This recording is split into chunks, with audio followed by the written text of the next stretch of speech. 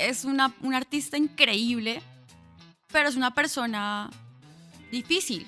Es una persona a la que tú no le puedes llegar muy fácil, porque todos los artistas siento que son como aliens, entonces no tienen los mismos skills de comunicación que una persona normal, porque ellos piensan más allá, ellos todo el tiempo están pensando en arte. No encajé tan bien con él y pues yo era la jefa de prensa de él. Yo empecé a hacer la primera promoción, según yo todo había salido bien, pero él se quejó de mí. Y pues luego ya me sientan y me dicen, no, mira, es que él definitivamente no quiere trabajar contigo. Luego me entero en esos comentarios de pasillo que era porque yo le parecía que era muy joven y que no tenía mucha experiencia, entonces que él no quería que yo fuera a trabajar con su proyecto. Y pues eso fue lo más cruel, porque fue como mi primer choque con la realidad. La invitada de hoy es una invitada espectacular. Esa mujer se robó totalmente mi corazón hace un par de años. Es una mujer inteligente, es una mujer capaz, es una mujer muy espiritual. Nos va a contar todas sus cosas, cómo conseguir trabajo, cómo trabajar en la industria de la música, cómo trabajar en la industria de la educación digital.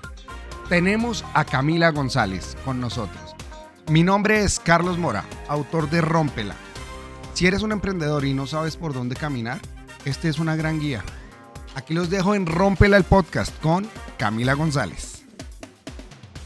Rómpela, cómprala. Muy buenas noches, ¿cómo están todos? ¿Cómo están todas? Espero estén muy bien. Hoy tenemos un especial de Navidad, que suene esos villancicos que nos encantan tanto. La invitada de hoy es espectacular. Es la mejor invitada que yo podría tener en este podcast. ¿Por qué? Es una mujer inteligente, es una mujer echada para adelante, es una mujer que sabe comunicar muy bien sus ideas y además es la guía de mi camino. Ella es lo mejor que me ha pasado en la vida y lo mejor que me ha pasado en el mundo. Ella es mi prometida y mi futura esposa. Ella se llama Camila González y bienvenida, Camila, ¿cómo estás? Qué nerviosito se siente que digas, mi futura esposa. Estoy muy feliz de estar aquí. Esto es muy interesante tener este podcast y lo dejamos porque tú eres la directora del podcast, entonces lo dejamos para Navidad porque tú eres muy fan de la Navidad. Soy extremadamente fan de la Navidad. ¿Por qué te gusta tanto la Navidad, Camila? Porque siento que es la época donde todo el mundo está feliz, donde todo el mundo tiene la disposición de dar, porque creo que durante todo el año nos ensimismamos y estamos pensando en nosotros mismos y en esta época dejamos como mi yo de lado y estamos dispuestos a dar. Pues como tú me lo dijiste en algún momento, yo como que doy todo el año, pero en esta época siento que todos estamos en el mismo mood y por eso me encanta. Ustedes no saben, ella da todo el tiempo. Es una mujer que le encanta regalar cosas, le encanta sentir la felicidad de una persona cuando está abriendo un regalo. Entonces, pues esta es Camila y ella se robó mi corazón. Bueno, ya, demasiado cariño, demasiada melosería. Vamos a entrar en este momento a hablar un poco del podcast. Bueno, las personas que no conocen y que están conociendo por primera vez este podcast, acá vamos a hablar de 3 pilares. Se llama Rómpela el podcast, que es de acuerdo al libro que escribí. En los 3 pilares que son fundamentales para uno poder construir su vida y ser feliz. El primer pilar es las emociones. El segundo es el espíritu y el tercero, la profesión. Entonces vamos a explorar esos 3 pilares de Camila y de nosotros como familia. Entonces aquí está, bienvenidos a Rómpela el podcast. Camila, cuéntanos un poquito, ¿por qué comunicación social? ¿Cómo llegaste allá? La comunicación fue la última de mis opciones. Al principio pensé que iba a ser médico porque en el colegio en el que yo estudiaba había un énfasis en nutrición y yo lo tomé. Hice prácticas como enfermera en el Hospital de Kennedy, Bogotá. Ahí me di cuenta que era un trabajo muy duro, que se necesitaba tener un don muy grande. Y a pesar de que me gustaba ayudar a la gente, como que eso no era. Luego elegí que quería ser ingeniera industrial por presión social. Y pues mi mamá me compró una biblioteca para ver si de verdad eso era lo que me gustaba. Y me dijo, pues si pasas del prólogo, ¿por qué te interesa? Y a la segunda hoja dije, esto no me gusta, no lo entiendo. Me asusté y dije, no, yo no quiero eso. Y me acuerdo que estábamos con mi mamá en un transporte público Y yo estaba pensando, ¿cómo le voy a decir que yo no quiero estudiar eso? Porque ya estábamos a nada de que ya me pagara la inscripción a la universidad. Y pues le solté la bomba y le dije, no, yo creo que comunicación es lo que yo quiero estudiar. Y la razón de comunicación es porque también en el colegio, todas mis amigas, como que siempre que habían exposiciones, me ponían a mí a hablar. Y me iba muy bien. Entonces todos me decían, yo creo que ese es, o sea, es uno de tus dones. Tú hablas muy bien, la gente se conecta contigo y puedes explicar el tema que tú quieras y te ponen atención. Entonces, ese fue como, esa es la realidad. Luego me fui enamorando de la carrera y dije, es una carrera muy bonita porque se trata de comunicar al mundo cualquier cosa. Entonces tienes un mar, de hecho esa es una frase muy famosa en comunicación, tienes un mar de conocimiento con 1 centímetro de profundización. Y me parecía muy increíble saber de todo un poco y lo del centímetro de profundización no me parecía tan chévere, pero sí, o sea, como que sentía que había mucho campo de acción. Entonces esa fue la decisión y pues estudié en la Universidad Sergio Arboleda. Ok, estuviste becada en la universidad. Yo fui becada toda la vida, Ok, de hecho, desde transición. ya saben por qué. Es una gran mujer. Pero también lo he contado en otras partes que o sea, la razón por la que fui becada no era porque fuera súper inteligente, o sea, se me facilitaban, pero la realidad es que había un tema económico que para mí era muy importante. Para mí la educación era lo más importante para mí y pues no tenía todos los recursos para estudiar en donde yo quisiera. Yo sí quería que mi mamá se esforzaba un montón para que yo estudiara en colegios privados, para que la universidad fuera una universidad privada. Entonces, mi parte del trato era que yo iba a ayudar con eso. Y se me facilitaba y pues por eso fui becada toda la vida y pude salir de una buena universidad y pues de colegios privados. Las personas, normalmente cuando alguien se va a dedicar a la comunicación social, siempre en las familias lo toman como comunicación social. Eso no es como para presentadora de televisión, ¿cierto? Eso pasa mucho. Y hoy día creo que un pilar importante en la vida de cualquier ser humano, hoy más que nunca, es saber comunicar sus ideas y saber entregar sus ideas al mundo. Y eso no lo tienen todos. Hoy hay grandes presidentes de compañías que deberían tener comunicación social en su interior para poder comunicar sus buenas ideas, porque hay veces no lo saben hacer. Y hoy con las redes sociales, todo el mundo queriéndose hacer influencer o comunicar sus ideas y que lleven un gran valor, eso debería pasar. Entonces, creo que la comunicación social hoy día sí se está transformando y personas como tú están mostrando ese tipo de cosas, que la comunicación social no es solo para ser presentadora, y eso que ser presentadora, se los digo, o presentador, no es fácil. No O es sea, fácil. estar frente a una cámara en vivo, sabiendo qué es lo que tienes que decir, qué es lo que tiene que venir y qué es lo que tienes que improvisar en el momento, es muy complicado. Entonces creo que cada una de sus labores y profesiones tiene su respeto. Sales de la universidad, vas a buscar trabajo. ¿Cómo buscas trabajo después de comunicación social en Colombia? ¿Cómo se busca trabajo cuando uno sale de comunicación social? Pues ese era uno de los miedos más grandes que yo tenía, de qué va a pasar conmigo cuando salga, porque la comunicación social estaba estigmatizada. De hecho, en mi familia yo me encontraba con muchos comentarios de tíos y de personas muy cercanas que me decían como, "¿Y usted quiere estudiar comunicación para ser presentadora de farándula?" Porque pues siempre he sido vanidosa, siempre me ha gustado el entretenimiento y creían que ese era mi sueño. Y entonces era un reto demostrar que con la comunicación se podía hacer algo más que solo presentar, a pesar de que es súper difícil y realmente no me sentía cómoda haciéndolo y por eso no fue mi primera opción. De hecho, las primeras puertas que yo toco siempre fueron un no. Yo iba a los canales y me presentaba a todas partes y me decían, no porque eres muy bajita, no porque no eres suficientemente delgada, Y cuando no ibas a los porque canales, ¿estabas buscando ser presentadora? sí, porque en ese momento no sabía qué más se podía hacer con la comunicación, ni Entonces, yo ni nadie. pero entonces las universidades también tenían muy mal el enfoque. O sea, la orientación profesional de la universidad no era tan buena. Porque lo primero que hace un comunicador siempre es salir a ver si es presentador Ujú, o es periodista en televisión de noticias, ¿verdad? Pero hay exacto. demasiadas formas de comunicar.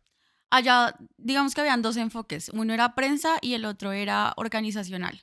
Y yo tenía claro que yo no quería ser organizacional. Entonces me tocaba prensa y eso fue lo que estudié, eso fue lo que me enseñaron y dije, pues bueno, lo primero que puedo hacer es conseguir trabajo con las bases que tengo, que en ese momento eran esas. Entonces, lo primero que hago sí es buscar un trabajo en lo que se supone que soy buena, que era hacer pues prensa y fuera presentadora o periodista, pues que escribiera artículos en ese momento. ¿Y es comunicación social y periodismo? ¿Son las dos o es solo comunicación social? Dependiendo qué universidad estudies. O sea, yo estudié comunicación social y periodismo con énfasis en prensa. Ok, cuando dices hay dos ramas, es la organizacional y Mm. periodística. ¿Qué es la organizacional? La organizacional es la comunicación dentro de las empresas. Entonces, estas se encargan de justo eso, de cómo llevar la comunicación hacia los empleados y cómo mantener ese clima laboral saludable con la comunicación. Ok. Entonces, eso es como la base. Obviamente eso tiene mucha más profundidad, pero es como lo general. Bueno, vas a todos los canales, te dicen que no. ¿Dónde se te abre esa primera puerta por ahí? Mi hermana me mostró a Yuya, Sí. que pues en ese momento era la youtuber más famosa. Y ella era muy fan, mi hermana. Y me la mostró y a mí me gustó mucho. Y a mí me decían que no y que no y que no en todas partes. Entonces mi hermana me dijo, pues crea un canal. Ujú, Y yo, ¿y quién me va a ver? Y ya no importa, pues alguien te tendrá que ver. Pues creé un canal en YouTube.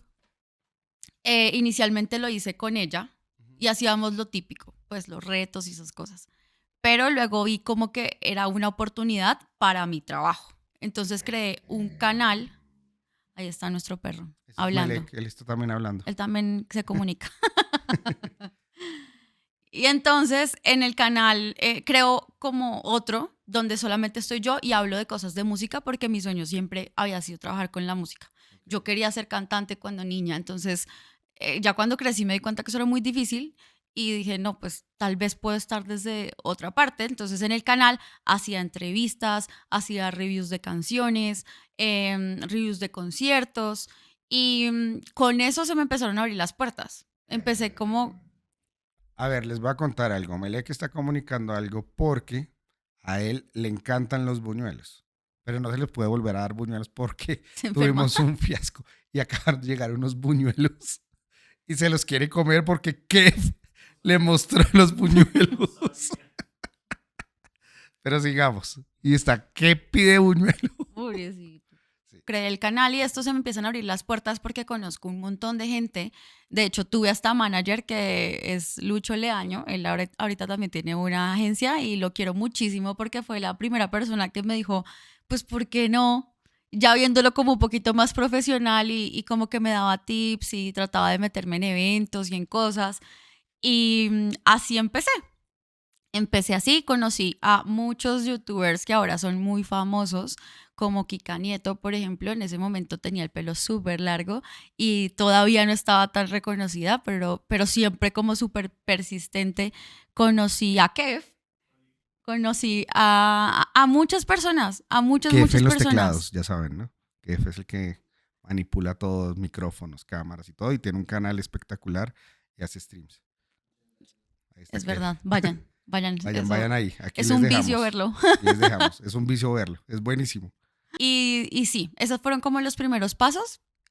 No era un trabajo formal, pero era un trabajo que me estaba permitiendo conocer personas en la industria digital y del entretenimiento. Entonces me empezó a llamar Paola España, que es una PR muy famosa aquí en Colombia, y las personas que colaboraban con ella me llamaban a mí para las ruedas de prensa o para los uno a unos y pude entrevistar personas como Karol G, como, ahorita se me olvida, un salsero muy importante, Maelo Ruiz, Sí, Andrés Cepeda, sí. como que empecé a ver que era posible todo y esos fueron los primeros pasos. Para las personas que nos están escuchando y viendo en todos lados, ¿qué es un PR? Un PR es la persona que se encarga de las relaciones públicas y esta persona se encarga de abrirle las puertas a los artistas o al producto que estén vendiendo y se encarga de llamar o convocar a la prensa para los lanzamientos. Se encarga de verdad de hacer relaciones públicas para productos, personas o empresas que necesitan darse a conocer en estas ventanas de visibilidad que son los medios de comunicación. Y de hecho creo que un departamento de PR, una empresa de PR, sí o sí es la que se encarga de comunicar. De hecho, creo que todas las personas que están, casi que todas las personas que están detrás una agencia de PR, son comunicadores sociales. Ujú. Y es saber comunicar y cómo la imagen de una marca, de una persona, la ponen en pro de la gente y que la gente diga, hey, eso está interesante. Y cómo hacer que genere valor la comunicación para esa marca y para esa persona. Ujú. Eso es lo que hace. Así es. Yendo perfectamente. Claro, pero no era pago, ¿no? Eso era un trabajo que yo Ok. hacía, pero ahí yo no estaba recibiendo ni 100, ni $1. ¿Cómo hacías para cubrir transportes y todo eso? ¿Mamá y papá? Mamá y papá. Ok. Hasta que ya cuando terminó la universidad, porque pues yo me fui un tiempo a Malta y cuando regresé me quedaban poquitos créditos por cubrir, entonces mientras cubría esos créditos fue que creé el canal. Pero pues ya se acabó la universidad y pues ya llegó mi mamá y me dijo, bueno, muy lindo todo, pero hay que buscar trabajo donde sí te paguen. Entonces, ¿A dónde te fuiste después? de hecho, gracias a mi mamá y a sus amigos, Estamos hablando conseguí... como mucho y yo tengo como un poquito de sed. Ok, Y no sí. hemos ni brindado y tenemos, Camila hizo un tinto de verano. Entonces vamos a brindar con este Una tinto edición navideña muy navideño. rola, pero sabe bueno. Está rico. Salud. Salud. Bienvenida al podcast. Salud a todos allá. Feliz Navidad para todos ustedes. Salud. La suegra abre un espacio. Sí, Rápido. empezó a hablar con sus amigos como, oigan, mi hija se acaba de graduar, es de esta universidad. Empezó a hablar de todo lo que yo estaba haciendo como por mi cuenta, como lo del canal, con una persona que conocía. Llegó a la presidencia de la República. Y era un programa que era un diplomado de gestión efectiva de proyectos. Tenía que administrar y coordinar ese diplomado que se dictaba a diplomáticos. Ese fue mi primer trabajo. Un trabajo durísimo que no tenía nada que ver con lo que yo sabía, pero de eso se trata la vida. Como que aprendí mucho. ¿Qué aprendiste ahí? Aprendí de la formalidad. Okay. Trabajar en política es, a pesar de que tienen mala fama, se preocupan por siempre ser muy correctos en cómo hablas, en cómo caminas, en cómo te vistes, en cómo te diriges a las personas, en cómo contratas personas. Todo es como con un protocolo muy diferente a la vida normal. Entonces, para mí fue construcción en cómo yo me estaba formando como profesional. Entonces, creo que fue un gran primer trabajo porque aprendí a ser profesional a mis 20 años, prácticamente 21 años. Entonces, yo me vestía como si fuera un banco, pero pues realmente era que trabajaba en política y pude desenvolverme bien con personas de rangos muy altos y creo que fue una gran experiencia. Fue en la presidencia de Santos. ¿Cuánto tiempo duraste ahí? Duré 6 meses porque el proyecto era de 6 meses. meses. ¿Te pagaban? Ahí ya me pagaban. Me pagaban mensual. Me acuerdo cuánto me pagaban y todo. ¿Qué hiciste con tu primer sueldo? Ay, no me acuerdo. ¿Sabes qué? Creo que no. Creo que comprar ropa. O algo pagar así. deudas. No, en ese momento no tenía deudas porque ¿No? todo eran mis papás que me daban todo. Entonces, pues no tenía deudas. Pero sí, sí creo que comprar ropa. Tú te acogiste al plan del ICETEX, ¿verdad? Ay, sí, Eso fue una deuda igual que tenías que pagar. sí. ¿Recomiendas a las personas que están en el ICETEX? ¿Tú que hiciste todo el proceso? Pues sí. Sí es un mal necesario. Al Ok. menos en mi caso, si no hubiera existido el ECTEX, yo no hubiera podido estudiar. Esa era mi realidad. Okay. O hubiera estudiado en una universidad que para la carrera que yo elegía no me hubiera servido. Porque hay algo muy fuerte en la comunicación social y es que todo también es de apariencias. Entonces, si hubiera salido de una universidad que no era prestigiosa, me hubiera costado más conseguir trabajo. Y eso me di cuenta cuando entré a compañías multinacionales que descartaban hojas de vida solamente viendo de qué universidad venías. Digo un mal porque al final la deuda es eterna, no tienes facilidad de nada, o sea, o pagas de una o te quedas endeudado toda tu vida. Pero sí fue un gran espaldarazo para mí en ese momento. Mi hermana también lo hizo, ella es médico veterinaria, le pasó exactamente lo mismo. Ahorita, obvio, ya pues recién se acaba de graduar, lleva poco tiempo de egresada y está pagando eso y todo, pero ambas coincidimos en que sí era necesario. En ese momento sí nos ayudó. Si es una ayuda, ¿qué es lo difícil del ICETEX entonces? ¿Cómo se paga? Que tú no tienes un conocimiento financiero cuando lo estás tomando, lo toman tus papás por ti y te ayudan en ese proceso. Creo que es falta de educación. Si tú, Falta educación financiera. de educación financiera, exacto. Si tú fueras más consciente de lo que es el ICETEX, tomarías mejores decisiones y entonces a la salida resolverías ese problema más fácil. Yo me fui, o sea, yo me vine a enterar que era el ICETEX, yo creo que como 3 años después de que yo me gradué. Yo antes no entendía nada. Dije, ay, bueno, si yo lo pago y ya está. Pero cuando ya pasaron 3 años, dije, 3 años y esto no ha avanzado nada y no he pagado nada. Ahí fue cuando me preocupé y dije, ¿qué es esto? Sales de presidencia Ujú. y llegas a Sony. Salí de la presidencia porque se acabó el proyecto, pero me ofrecieron continuar y con un sueldo más alto por un periodo más largo, pero decido no hacerlo. Okay. ¿Por Y qué no eso te fue... gustaba ya el trabajo? No, porque Querías, tu pasión era otra. mi pasión era el entretenimiento y yo no me hallaba Bueno, más aunque más vistiéndome así. entretenimiento que la política. Dios mío. Sí, porque la política es 100% entretenimiento. Lo que pasa es que le hacen ver a uno que no es así, pero pues sí es. Pero bueno, sales de ahí Sí. y Entonces empiezo a buscar trabajo nuevamente y mi trabajo lo conseguí por internet. Eso sí, sin ninguna palanca, sin ninguna ayuda de nada. Yo no conocía absolutamente a nadie de la industria de la música, pero yo tenía claro que quería trabajar en una disquera. ok. Así que empecé a buscar. Esto son tips para las personas que si están en ese momento. Entonces vamos a hacer una cosa. En este momento Camila nos va a dar tips de cómo buscar trabajo. Lo primero es saber en qué empresa quieres trabajar. Quizás no se va a abrir la puerta de esa empresa, pero puedes elegir algo similar. Entonces yo lo que hice fue filtrar cuántas disqueras hay en el país que tengan oficinas en Bogotá. Y una vez las definí, empecé a seguir a personas que trabajaban dentro de esas disqueras y las empecé a seguir por redes sociales. Y empecé a hacerme amiga indirectamente de ellos. Pero la manera de hacerme amiga era como interactuando en sus posteos, dándoles like, comentando. Si había un lanzamiento y yo tenía un canal, pues yo ponía a disposición mi canal. Haciendo O buen sea, PR. haciendo buen PR. Pero no se abrían las puertas. Entonces duré, yo creo que 4 meses como viendo qué iba a hacer, a dónde mandaba la hoja de vida, la mandaba por LinkedIn, la mandaba por todo lo que apareciera en Google. Y una vez dije como cada empresa tiene un representante legal y esos representantes legales son públicos. O sea, si ustedes ponen quién es el representante legal de Coca-Cola en Colombia, les va a salir el correo porque es una información pública. Entonces lo que yo hice fue buscar los representantes legales de las disqueras. Después de los millones de visitas que va a tener este video, todo el mundo escribiéndole a los representantes legales de las compañías.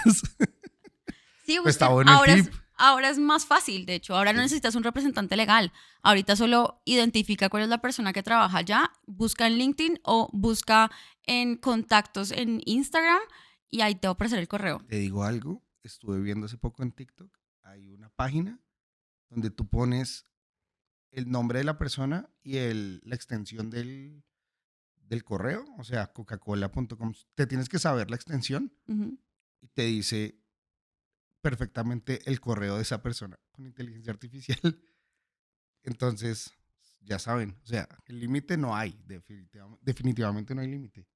Es Ya saber por dónde buscar Así es.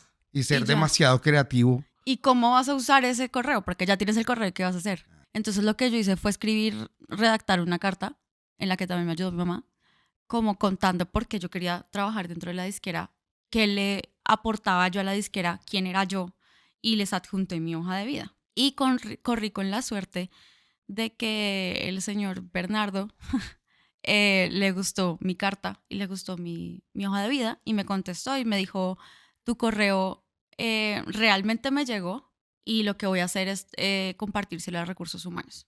Le compartí mi correo a recursos humanos y para fortuna mía había una vacante que coincidía con mi hoja de vida, que era como jefe de prensa para Sony Music Colombia.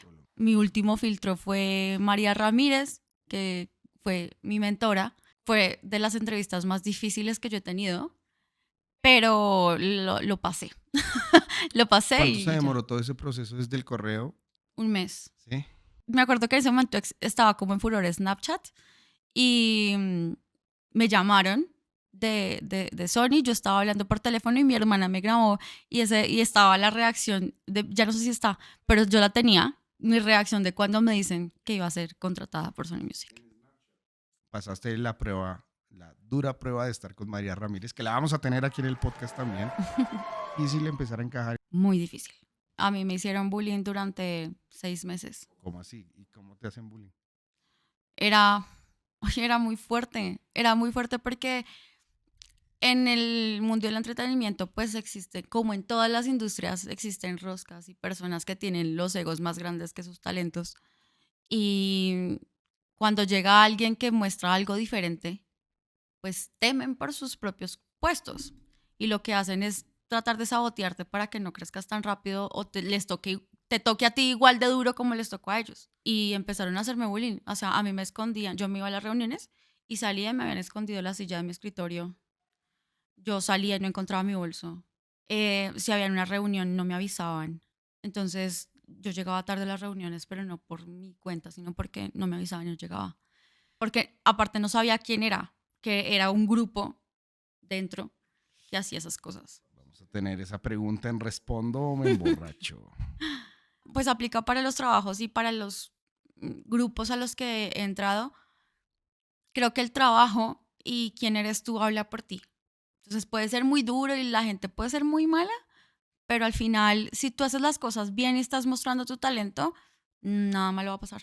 Trabajar en Sony Music debe ser igual también muy chévere. Es entretenimiento, es música. Y tú tienes buenas anécdotas en Sony Music. ¿Cuál fue tu primer artista con el que trabajaste? ¿Y cuál fue la primera embarrada con ese artista? Y tú dijiste, no, es que esto cómo lo hice. Ya aprendiste. Mi primer artista fue Bomba Estéreo. Ok. Y yo tenía que hacerle la rueda de prensa porque les iban a entregar el disco de oro de el álbum donde trabajaron con, si no estoy mal, era el que estaba con Will Smith. Y la embarrada más grande es que convocamos a 200 personas y llegaron 20. ¿Y por qué? ¿Malos fans o fue mala la convocatoria? Era aquí en Bogotá, en un hotel. ¿Y qué van a hacer? ¿Como una reunión de fans? No, no era fans, eran medios de comunicación. Ah, eran medios de Pero entre comunicación. camarógrafos, periodistas, etcétera, pues sí sumaban muchas personas y Igual llegaron 20 20. periodistas está bien. No eran 20 periodistas, eran 20 personas. O sea, probablemente fueron 5 medios. Y tú eras la encargada de convocar a todos los medios. Sí, y era mi primer reto, entonces ¿Y cuál fue fue el terrible. error?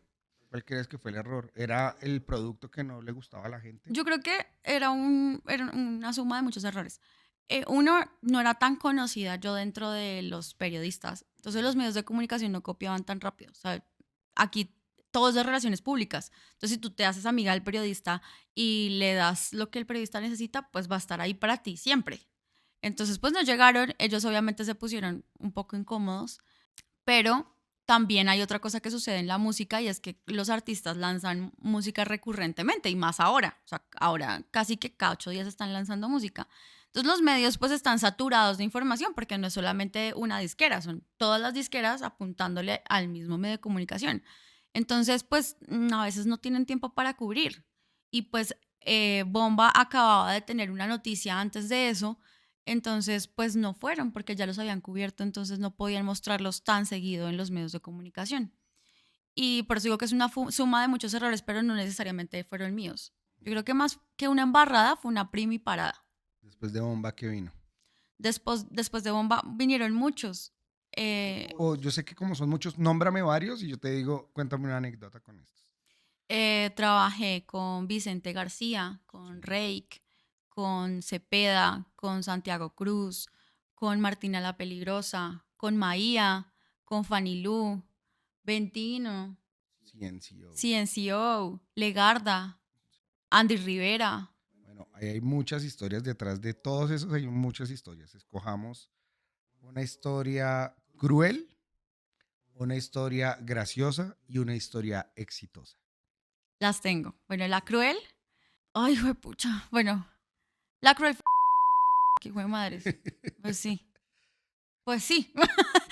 Es un artista increíble, pero es una persona difícil.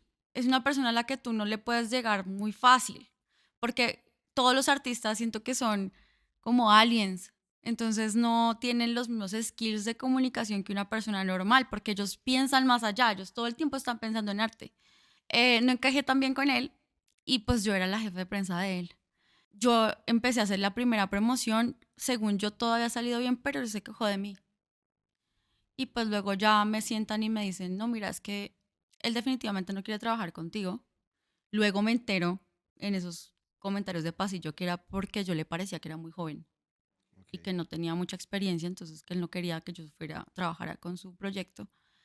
Y pues eso fue lo más cruel, porque fue como mi primer choque con la realidad de, yo fui, digamos que tal, no sé si eso se llama discriminación, pero sí me dijeron muchas veces que no. Entonces lo que yo te contaba antes de Sony, pues me dijeron que no porque no era muy delgada, porque no era muy bonita, porque No, no. sí eres muy bonita, eres espectacular. Pero para el público al que estaba dirigido tal vez no era. Luego, ya superado eso, que me digan, no, es que eres muy joven. O sea, no tiene nada malo tu trabajo, solo es que eres muy joven. Y eso no le gustó. Ok. Entonces sí, fue cruel, fue muy cruel. Fue cruel sentirme así y como, porque era algo que yo no podía resolver. No ¿Cómo podía hacerme superas? más vieja para eso. Creo que, o sea, sí tengo muchas historias exitosas, pero la que quiero contar no fue tan seguido, o sea, fue ya más adelante, Ya con más ya experiencia. con más experiencia. Pero ¿Cuánto duraste en Sony? 5 años, 4 años Ok, y muchos meses. ok. Ahí nos conocimos. Sí, ahí nos conocimos. ¿Vamos a contar la historia o no la contamos? ¿Será que a la gente le interesa nuestra historia? No sé. Hola, nos escriben. Si les interesa, hacemos otro podcast contando la historia. Sí, de pronto un TikTok. Eso. También los directores de ese momento también fueron muy duros conmigo porque me decían las cosas como, así es, ¿sabes? No es como que te lo adornaban, no era directo. Esto fue lo que pasó y es algo que no puedes cambiar. Y pues nada, me tocó seguir adelante y pues ya con los demás me fue mejor. Y pues bueno, con Rake me fue muy bien. Con Rake fue, digamos que relativamente cerca a lo de Vicente. Ellos llegaron con el boom del urban pop y pues todo el mundo tenía los ojos en Rake. Y pues como había pasado todo esto de Vicente, llegan ellos y me dicen, pues va a venir Rake y tiene que hacer una semana de promoción con ellos. Pero de una vez le aviso que si no pasa bien esta semana y no sale como tiene que salir, usted se va. ¿Quién te dice eso? Jimena Vargas, que en ese Pues sí, momento era también jefe de prensa, luego ella ya ahorita tiene una empresa y le va súper bien con todo lo de producción de videos. Y se lo agradezco porque sí fue cruel, pero aprendí. Y se lo dije a ella, o sea, lloré mucho, obvio no delante de ellos. Y tuve la oportunidad de decirle que gracias porque sí fue como un choque de realidad que es necesario. A veces digo como ahora las generaciones de cristal tal vez no soportarían eso, porque yo creo que con tantos choques que tuve en esta industria, seguramente fácilmente pude haber se dicho que vencen. no. Sí, la gente se vence muy rápido hoy día. Pues yo tenía muchas ganas de estar ahí. Entonces yo decía, pues si no es por ahí, por otro lado. ¿Cómo te fue con Rake? Me fue muy bien, salió todo muy bien, ellos amaron el trabajo que hicimos. Fue de las primeras veces que yo pude hacer promoción con influencer marketing en la música. Entonces invité a un montón de influenciadores que convivieron con Rake y a ellos les fascinó eso porque era algo que no estaba haciendo nadie en Sony en ninguna parte del mundo. Y ellos, gracias a ellos, ya empezaban a decir, es que quiero que Camila haga el plan de influencer marketing.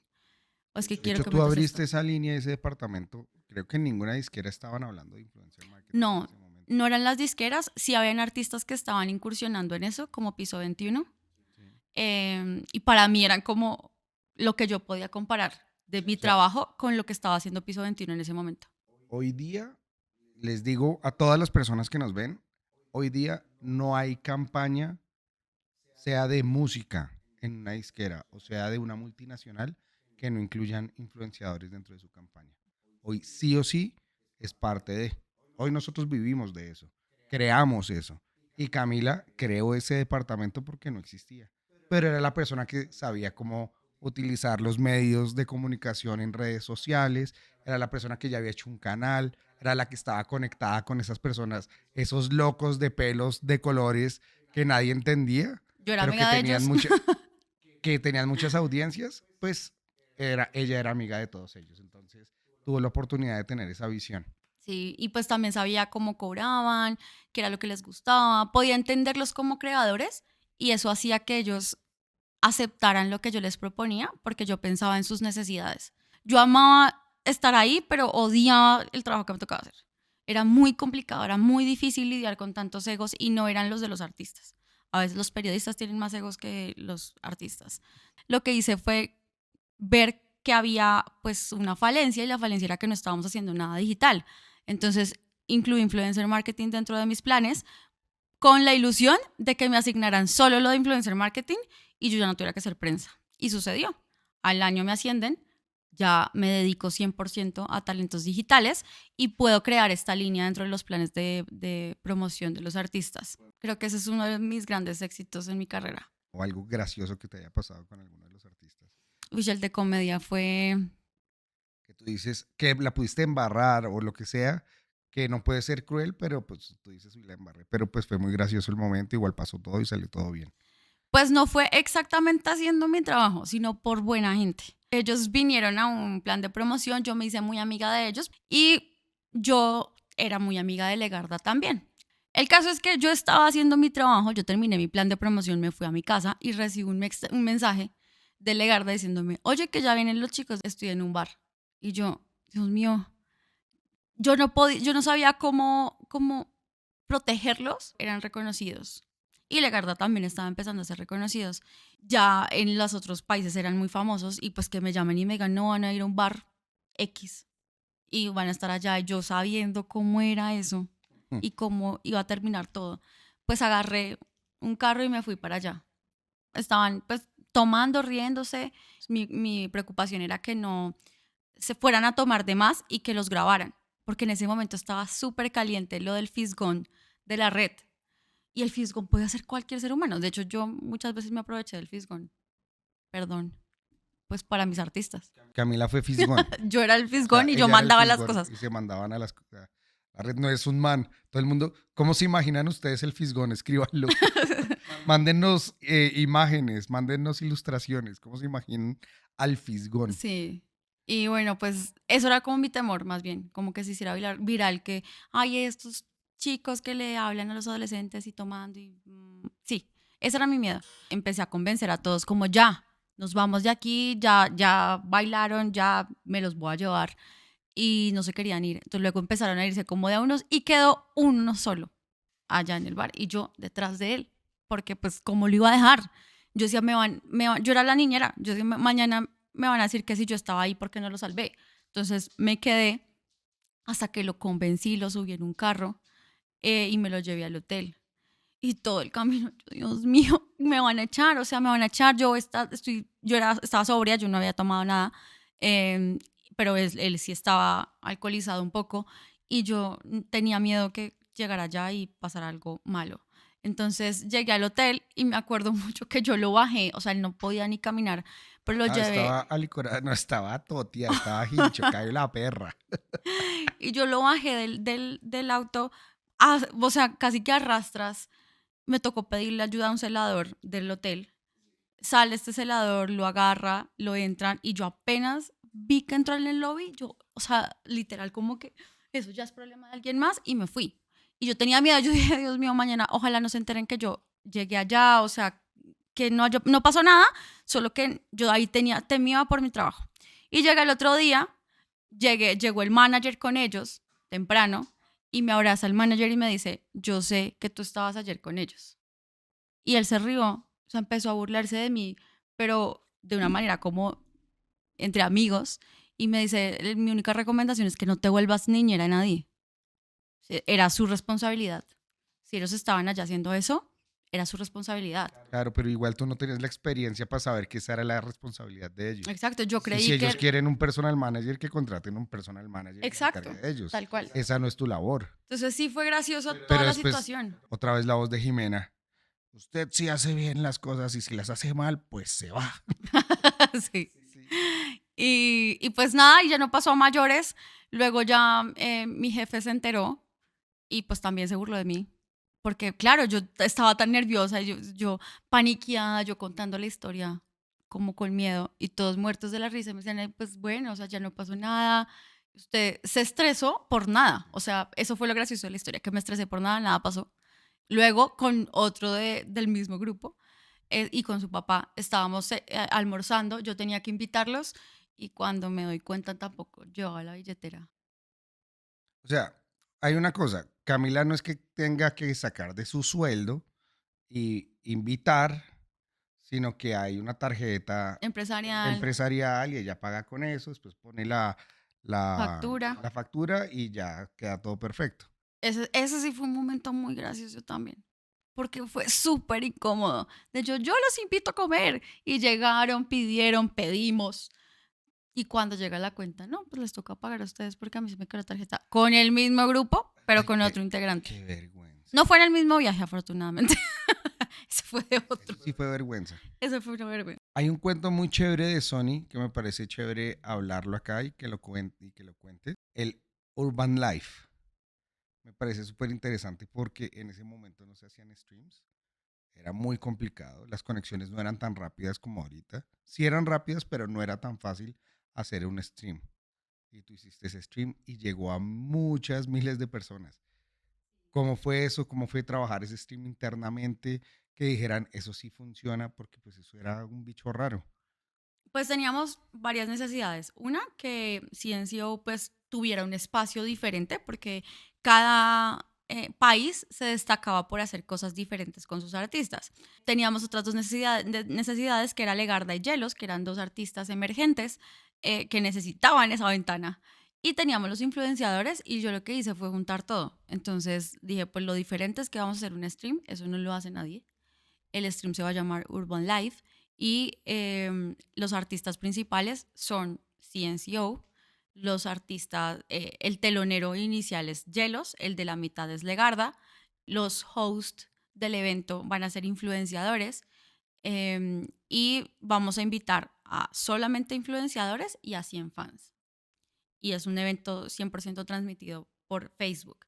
Y digamos que el cover de los influenciadores era repostear el contenido. ¿Qué jefe estuvo ahí? Para venderle la idea a mi jefe fue un tema porque era mucho riesgo.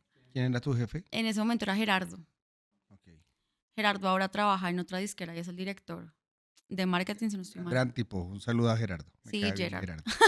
Gerard me cae bien. Convencerlo de que este riesgo era una gran idea fue complicado porque no había mucho presupuesto. Y me acuerdo que el presupuesto en ese momento eran, no sé, cerca de $3,000 máximo para alquilar el lugar, alquilar el sonido, que el sonido es carísimo, el rider de los artistas, las cámaras para la transmisión y contratar un equipo que fuera capaz de hacerlo, porque como era, nadie lo sabía hacer, entonces muy poquita gente lo sabía hacer, pues conectar varias cámaras en una misma transmisión. Logramos un lugar que me lo alquilaron gratis y el lugar tenía la mayoría del sonido. Logramos un equipo de transmisión que eran costosos en ese momento, pero gracias a Jimena logramos bajarlo. Toda la producción fue in-house, o sea, la productora del evento éramos Jimena y yo. O sea, todo fue hecho con las uñas y con un equipo de Sony que, eso sí, todos los de marketing se involucraron en todo, o sea, desde recibir a la gente, tomar las fotos, el registro, absolutamente todo. Y salió muy bien. Me acuerdo que Gerardo me dijo, bueno, te voy a dejar este presupuesto, pero ¿con cuántos streams, con cuántos views se va a comprometer, cuántas interacciones se va a comprometer para yo poder justificar esta inversión? En ese momento eran 300,000 reproducciones O sea, te fuiste de loca. Porque y más de 10,000 interacciones. pero la pasaron lejos. Los views van como en 360, sí, como 360,000. Sí. De hecho, no sé si siga vivo Sí, sí, sí. ese video. Está en Facebook. Se los vamos a dejar ahí en la cajita de descripción. Y las interacciones sí superaron, fueron 30,000. Todo el mundo nos llamó a decir que ustedes cómo hicieron eso y qué hicieron y cómo convencieron a los influenciadores. Y la única manera en la que los convencí fue lo mismo que mencionamos antes. Como yo trabajé con ellos antes, los conocía de antes, pues era una invitación más de entre amigos que una disquera haciéndoles una invitación. Entonces era más fácil, tenía eso a mi favor. Después de haber hecho eso, ¿qué tan importante empieza a ser el influencer marketing? Era sí, o sea, era una necesidad. Entonces ahí mi rol se vuelve indispensable para la disquera y empezamos a crear cosas diferentes. Entonces ya invitábamos a los artistas, pero los llevábamos a las casas de los youtubers y hacían colaboraciones de YouTube. Y eso era muy chévere porque los artistas, o sea, pasaban por un momento incómodo porque de pasar a un set de Set de televisión televisión con con todo el todo. mundo llevándote todo y tratándote como 10 reyes, cámaras. a la casa del influenciador que vivía en Salitre, un Con- apartamento normal con ni siquiera aro de luz, con una luz de esas de sombrilla y una y cámara. una cámara. Y ya. Y eso era. Pero eso era lo que funcionaba. Era lo que Y funcionaba. es lo que Entonces ya cuando funciona. llegaban los artistas, claro, era el choque. ¿Esto a qué me trajo? Esto cero profesional. Entonces habían unos que hacían unas caras terribles. Y luego que hacían el contenido, se relajaban y decían, qué bueno que hicimos esto porque ya no es acartonado, es otra cosa, va a llegar a otros públicos. Y cuando salía eso a la luz y yo les mandaba los links de lo que habíamos hecho, les encantaba. Entonces era como increíble, o sea, hay que repetirlo. Porque sales de Sony.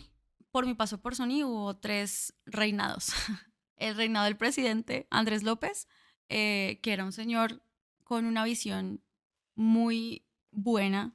Él sale y llega Alejo Jiménez, y Alejo Jiménez era un man de 30 años, el primer presidente de 30 años de una disquera. Y eso fue un choque para todo el mundo, porque pues no se esperaban que alguien tan joven fuera a dirigir una compañía tan grande para la región de Andes. Él confiaba muchísimo en mí, entonces me delegó muchas cosas, era parte de su equipo más cercano, pudimos hacer cosas increíbles, pero a veces esos riesgos de innovación traen consecuencias económicas, porque cuando tú todo el tiempo estás pensando en innovar, a veces no está la conciencia de cómo vamos a regresar ese dinero pronto. Y entonces hacer una compañía tan grande y que tantas personas dependen de esto, que son artistas tan grandes, pues empezaron a ajustar cosas. Entonces Alejandro pasa a trabajar a Miami y llega Adriana, que es actualmente la presidenta de Sony, con unas ideas más Conservadores. conservadoras. Y pues justamente creo que esa era su misión en Sony ahora, ¿no? Ser más conservadora con ideas, con presupuestos, con todo.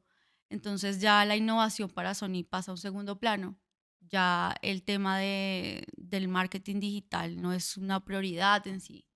La prioridad era trabajar el repertorio y que ese repertorio diera el dinero que tenía que dar. Como la innovación pasa a un segundo plano, creo que mi rol ya no era indispensable para Sony. Y pues creo que fue una decisión más personal de hacia dónde quería ir yo y cómo me encontraba con un trabajo que me hiciera feliz nuevamente. Y cómo iba a construir desde mi posición hacia el mundo. Esa es la realidad. Estaba buscando que la gente no consumiera solo música porque sí, sino cómo construía yo algo. Bueno, llegas a Platzi, Llego a Platzi. una gran compañía en la que actualmente estás trabajando. Sí. ¿Qué haces en Platzi? Cuéntanos un poco. Pues llego a Platzi por una amiga a la que yo ya le venía contando mi historia de yo quiero hacer algo diferente, quiero hacer algo por alguien, o sea, me quiero sentir útil para el mundo. Me empieza a hablar de Platzi y yo no conocía muy bien Platzi, o sea, había escuchado de Platzi por ti, de hecho por una situación que me había sucedido en el otro trabajo. Y pues decido aplicar. Tenía muchas dudas cuando estaba haciendo esas entrevistas, pero creo que el momento determinante fue cuando me entrevista Freddy Vega, que es el co-founder de Platzi, y las palabras que él me dijo durante esa entrevista le volvieron a dar sentido a mi profesión. Y una de las frases que me decía era que tal vez él no me podía dar el entretenimiento al que yo estaba acostumbrada, pero lo que sí me podía asegurar es que yo estando en Platzi iba a estar más cerca de mis sueños y que él se iba a encargar de que eso fuera así, de apoyarme profesionalmente para que yo pudiera alcanzar mis sueños. Y eso me gustó. Yo le conté un poco de cuál era mi perspectiva del mundo y me dijo, todo lo que tú estás diciendo es lo que hace Platzi por el mundo. Y sí es. Platzi es una plataforma de educación digital que la diferencia entre Platzi y otras plataformas es que Platzi se concentra en las habilidades profesionales, en dar cursos de personas que realmente han hecho algo por sus industrias y están en la capacidad de enseñar más allá de la teoría, sino por casos prácticos, que le enseñan a los estudiantes desde su experiencia, no desde un libro. Y eso es lo que hace valioso Platzi, que la gente enseña realmente lo que necesita. Cuando a mí me contratan por influencer marketing. Era un campo que ellos no tenían.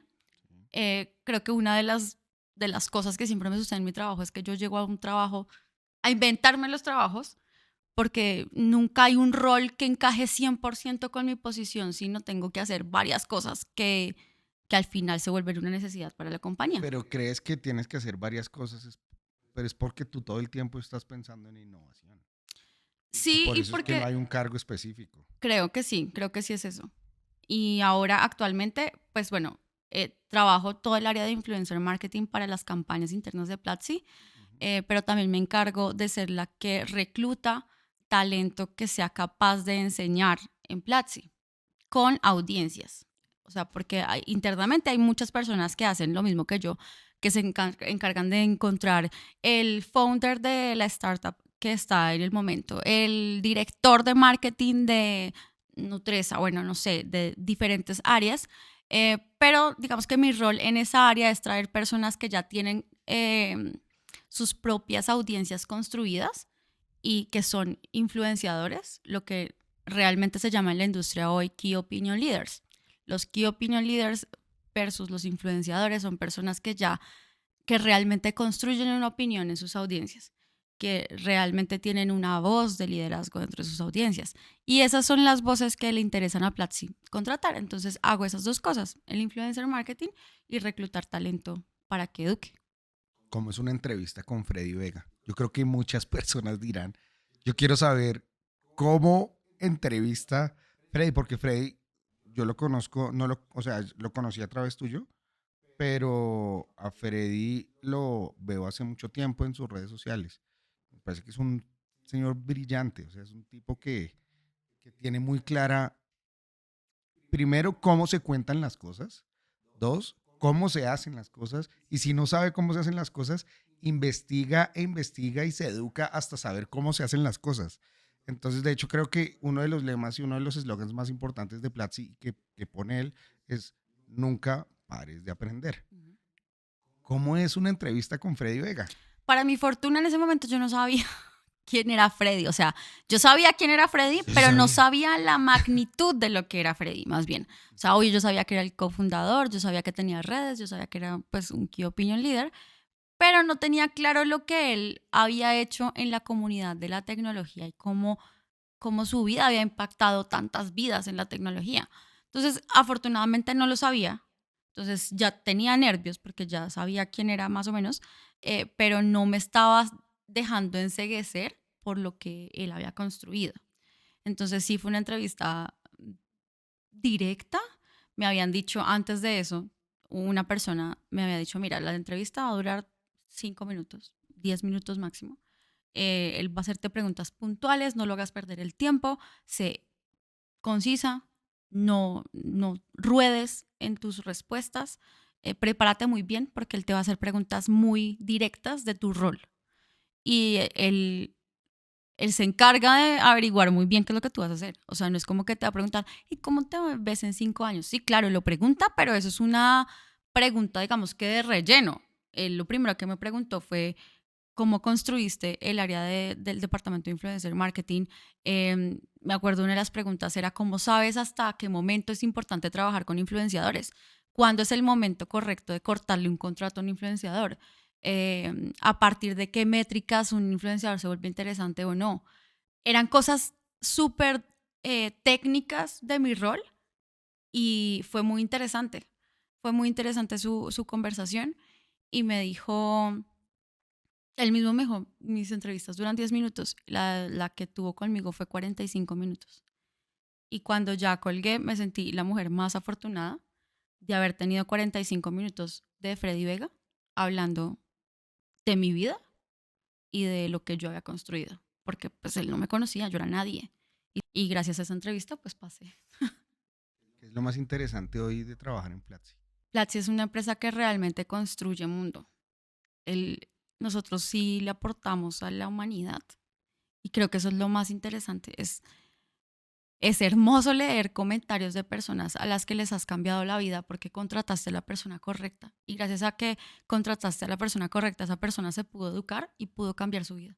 Y esa persona ahora tiene una casa gracias a que estudió en Platzi y consiguió un trabajo. Me he encontrado con muchos casos, todo el tiempo casos que me han hecho llorar, que me han hecho reír, que me han sorprendido. Uno de los casos más recientes es una de las misiones mías dentro de Platzi es construir relaciones que antes no existían, como las relaciones con plataformas, como TikTok, como LinkedIn, como Facebook, etcétera. Una de esas relaciones es la de LinkedIn. Yo me contacto con la persona que trabaja todo el área pues de creadores, que es algo que queremos hacer y luego les contaré. Pero cuando me siento a hablar con ella, le digo, mira, nosotros somos Platzi, no sé si tú conocías Platzi. Me dice, sí, yo sigo a Freddy, yo sigo a Platzi. Y yo, qué bueno. Como que yo no iba a preguntar más, pero ella solo empezó a contarme. Yo sigo a Freddy y gracias a el curso de cómo preparar una entrevista de trabajo, tengo el trabajo de LinkedIn. Y para mí eso fue como, ¿qué? O sea, las personas que tienen los puestos más increíbles, eh, muchas de ellas han estudiado en Platzi. Y eso me parece fascinante, que realmente estamos construyendo. Otra de las cosas fascinantes de Platzi es que de verdad tú nunca paras de aprender. O sea, es imposible trabajar en Platzi y saber lo mismo que sabías ayer. Yo he trabajado con muchas personas dentro de Platzi que le aportan a mi vida. Hace poco tuve una reunión con un equipo que trabaja el tema de producto y entonces estábamos hablando de cosas cómo escalar mi trabajo porque eran muchas personas a las que yo les tenía que hablar. Con tecnología me resolvían las cosas, vamos, asigna a una persona de esta manera, el rol que tienes que buscar para esa necesidad que tú tienes es este, y desde su área de tecnología que uno dice, ay, bueno, son códigos, son cosas muy operativas y muy funcionales, desde ese rol me dieron una respuesta que estaba enfrente mío y yo no me había dado cuenta. Y eso es una de las cosas más interesantes también, que allá la comunicación es para todo el mundo, que allá lo que está prohibido es no enseñar. Y la cultura Platzi es algo muy interesante. De hecho, de mis preguntas hacia Freddy fue cómo te aseguras de que la cultura dentro de Platzi se mantenga. Y él me decía, hay muchas maneras, pero la más sencilla es que el que no encaja se va. Acá queremos personas valiosas que construyen, que son respetuosas, que tienen una mente abierta, que no tienen miedo de los retos. Y nosotros tenemos varios valores dentro de Platzi eh, que, que todo el tiempo tenemos que recordarnos a nosotros mismos. Por ejemplo, la discriminación es una palabra que no está dentro de Platzi, que no está dentro de nuestro vocabulario, que acá somos inclusivos, que acá nos preocupamos porque todos nos sintamos iguales, que somos iguales de valiosos. Pero no porque somos iguales de valiosos, no es esa cultura de que, ay, todos somos increíbles, vamos todos de la mano. No, acá somos increíbles porque estamos mostrando resultados. ¿Eres increíble? Demuéstrame qué resultados estás dando. Y ahí se vuelve una persona valiosa. Entonces, creo que por eso es que se ha construido una empresa tan increíble y pues sí, creo que son muchas cosas de por qué es increíble Platzi, son muchas. Hablemos un poco de Cristian. Cristian, ¿cuál es el rol de Cristian dentro de la compañía?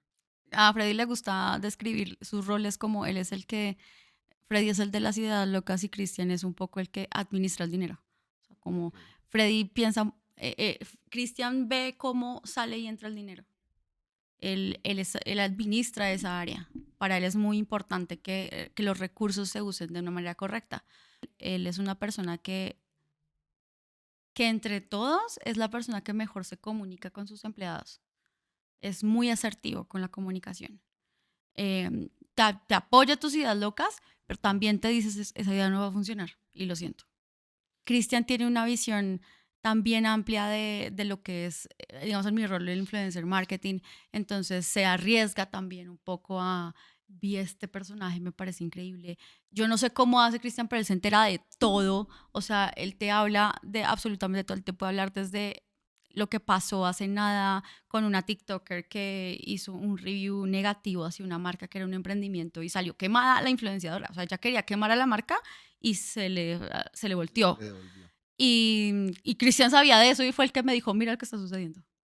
Cosas como que uno dice, ¿en qué momento hacen para aprender de tantas cosas y enseñarle a uno de tantas cosas? Entonces eso hace que el trabajo con ellos sea muy interesante.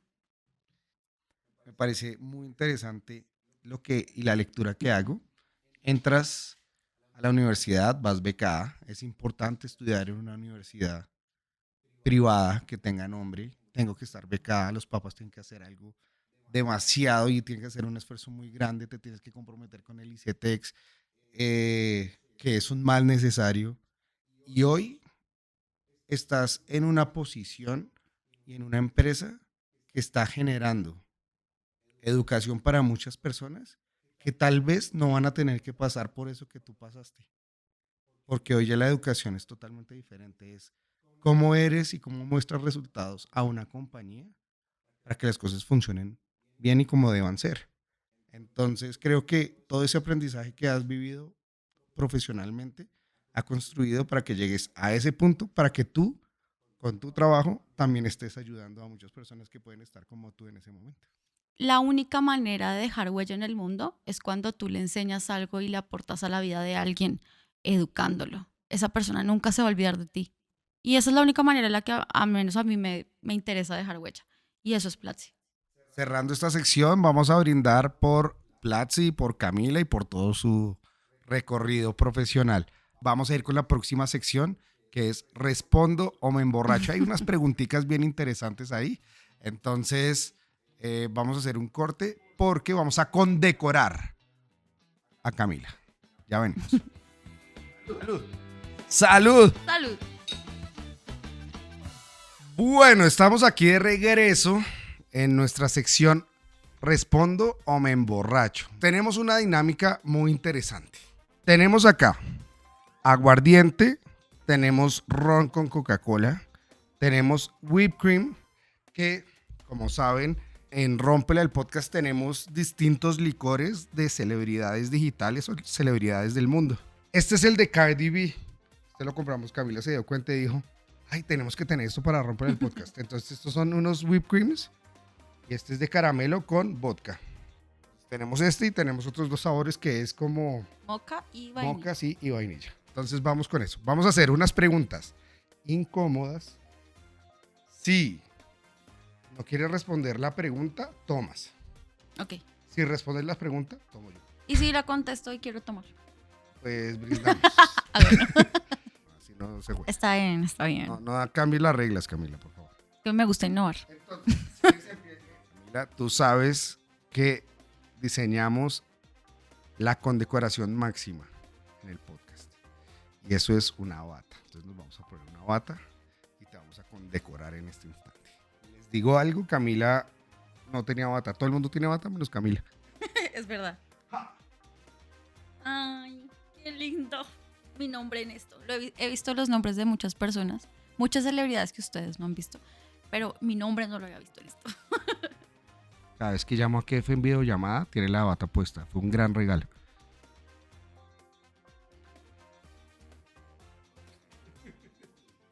Entonces, ¿con cuál vamos? ¿Qué debería tomar? Deberías tomar ron con Coca-Cola. Y Entonces, la pregunta es... chun, chun, chun, chun. de toda tu carrera, ¿cuál ha sido el proyecto del que te sientes menos orgulloso? Está buena la pregunta.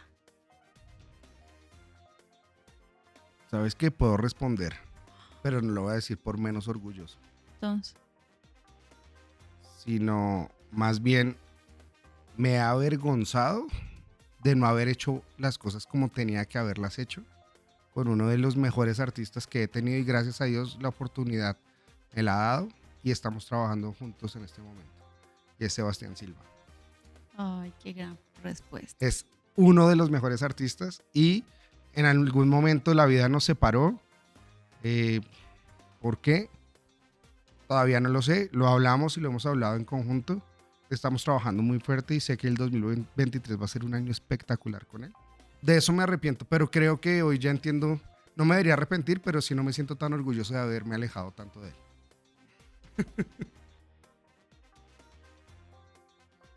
Tengo unas asesinas.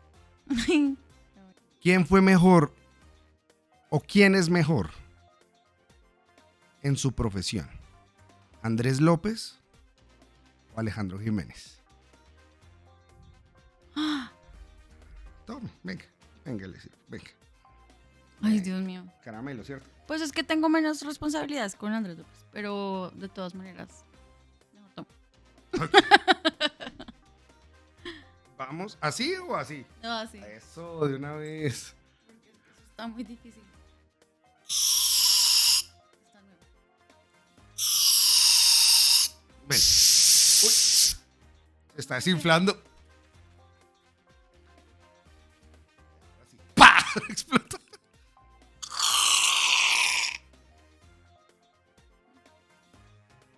Ah, bueno. Está buenísimo. Respóndame en borracho. Fuertecito. Ya pero- después. Bueno, vas tú.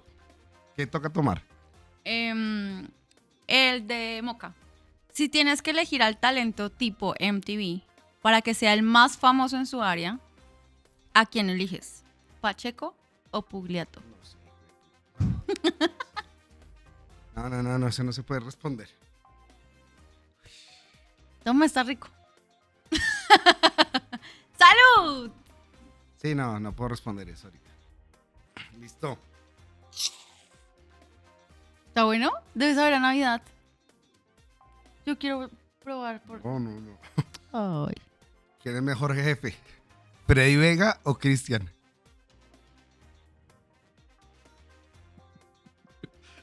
Yo no sé si puedo responder eso. No puedo responder eso. O sea, es que creo que los dos son buenos en diferentes No, cosas. me estás dando, tome. Ay, Dios mío, Sí, Freddy. está ahí. Cristian. Salud por ustedes dos. Son grandes jefes ambos. De todos los talentos digitales que conoces en Latinoamérica, o sea, no solamente los tuyos, de todos los de Latinoamérica, ¿de quién te decepcionaste cuando lo conociste? Es una gran pregunta, ¿no? Pues fuera No, ni de mis... No. Hasta el momento. ningún mexicano, qué me ha argentino. ¿Sabes qué me ha parecido? No, es que no. Todos me parecen bien. Sí, no Entonces, va a tome. tomar. Eso está tan bueno. Pero está riquísimo el de Moca. Están buenísimos. Haciéndole promoción aquí a Cardi B. No los Pero- venden aquí, pero si van se a los va a Miami, gozar. cómprenlo. Sí, en No se Estados Unidos arrepienten. los venden. En cualquier licorera. Sí, Bueno, la última. Ella está feliz, ella no quiere ni responder. sí. Ella Yo- quiere responder y los tomar. tres al tiempo. Sí. Con tantas cosas que has dicho, lo que pasa es que soy un tipo muy serio. Tú has dicho unas cosas para tenerle doble sentido. Bueno, y es que los tres al tiempo. Sí. Bueno, terminamos acá nuestra sección. Ay, Respóndome en borracho. No puede ser tan larga. Unas preguntas picantes, un poquito de humor. complicadas para cerrar. Vamos a hablar, que no hemos hablado de la espiritualidad. Lo tengo que decir aquí en cámara, igual lo he dicho varias veces. Decía que era espiritual, pero no era realmente tan espiritual. Cada vez que entiendo más la espiritualidad, no piensa que es algo así de pequeñito y la gente lo confunde mucho con la religión. No es así. Y las cosas a mí me empezaron a cambiar gracias a que tú llegaste a mi vida. Que me trajiste mucha espiritualidad a mí. La espiritualidad me llenó de fuerza de voluntad para seguir haciendo las cosas. ¿Y tú cómo trabajas tu espiritualidad? ¿Cómo le cuentas al mundo cómo trabajas tu espiritualidad? Yo siempre he sido una persona espiritual desde muy pequeña. Creo que solamente hubo un año en mi vida en que decidí no ser espiritual porque habían pasado cosas muy duras y me acuerdo que se acercaban a mí a decirme, ay, es que Dios, y yo les decía, no quiero saber nada de Dios, o sea, no me interesa, no creo, no sirve para nada. Y fue el año más duro de mi vida. Y desde ese momento soy muy consciente de que prefiero un día en la presencia de Dios que 1000 días fuera de Él. Todos los días oro. Ahora más, o sea, obviamente no soy una mujer santa, entonces hay momentos, meses en los que no oro tanto, pero la vida y Dios me hace el llamado siempre a seguirlo buscando. Entonces ahora la manera en la que estoy trabajando actualmente, me levanto en las mañanas, tengo una Biblia que no es la Biblia tradicional, es una Biblia interactiva, se puede decir, que tiene muchas preguntas y tú buscas la pregunta que se acerca más a cuál es tu necesidad espiritual de ese momento y te recomiendo una lectura.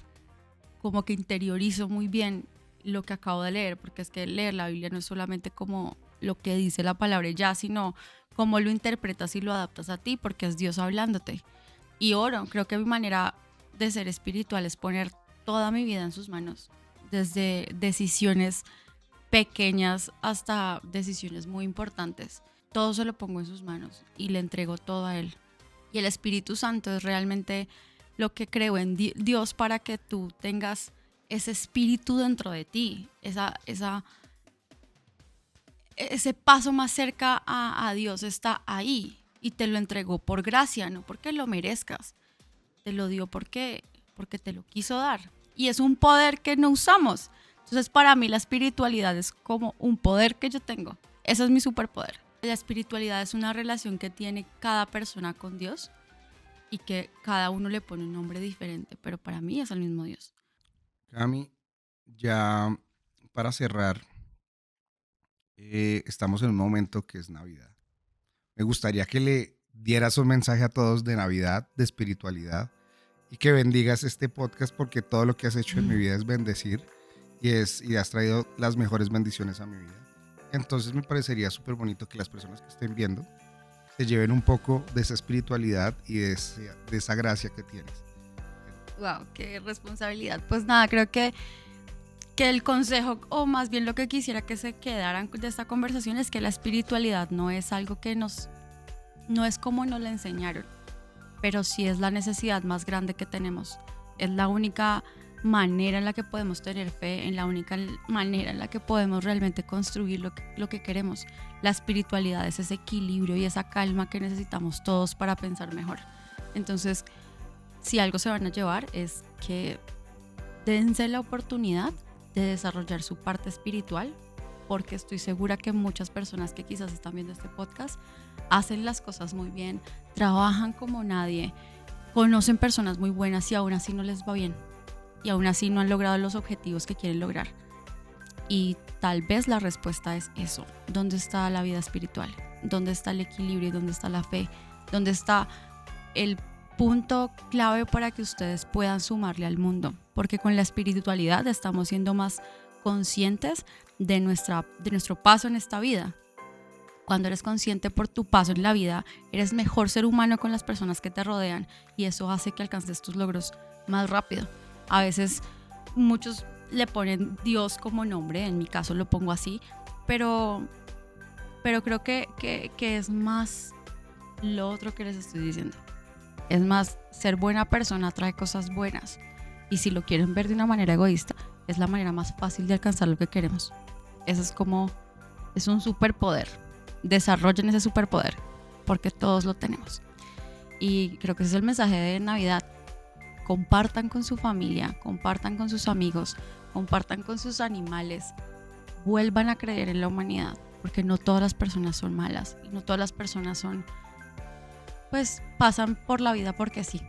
Todos tenemos un propósito en la vida, entonces aprovechen estas fechas para encontrarlo. Y este podcast ya está bendecido porque estás tú y porque le estás hablando a más personas y con todo lo que estás construyendo en estas conversaciones estás educando a personas que tenían muchas dudas y esa es la manera en la que vas a dejar huella en el mundo y tal vez sea o no el podcast más exitoso, ya está siendo importante para las personas que lo están viendo. Entonces, muchas gracias por tenerme aquí. Muchísimas gracias. Babe, yo le digo demasiadas formas. Muchísimas gracias por estar acá, muchísimas gracias por compartir tu conocimiento con todo el mundo. Y para todos, una feliz Navidad.